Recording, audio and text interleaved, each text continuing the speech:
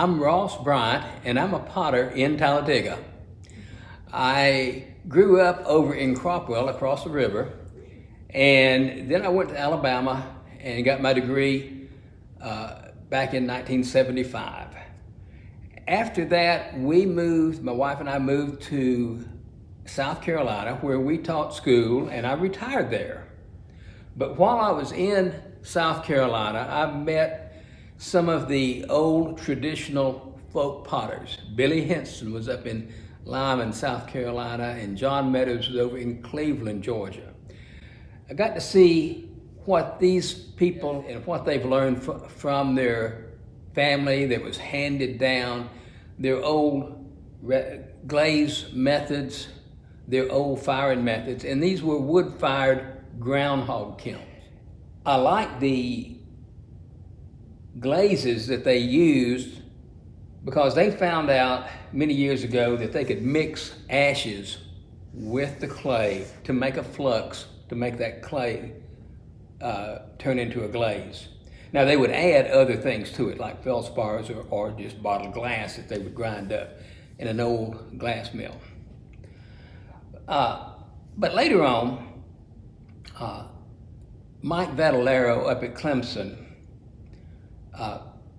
decided to build an anagama kiln, which was a Japanese or Oriental type firing process. And it was wood fired, but it was a bigger chamber that would go on up the kiln, up a hill. And we could stack more pieces in it, and it would get much hotter even than the groundhog kiln.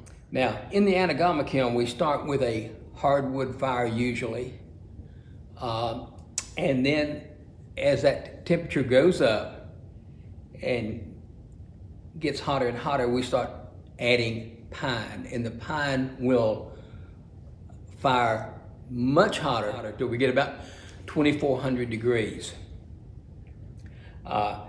The result of that is that the ashes from the kiln, from that fire, are taken through by the flames through there, and they will land on the pottery and make a glaze. Now that's some of what you see on this piece here.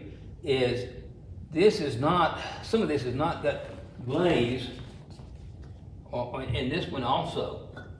This was not glazed on this bottom, but it's got a glaze from the ash on there. And you can see that throughout here. Unglazed clay that has got a glaze from that ash on there. So this is kind of what I do. I make all this work here in Talladega, and I have to bisque fire it first, and then I carry it to South Carolina and fire it, and then bring it back. So I want to thank Valerie for what she's doing here.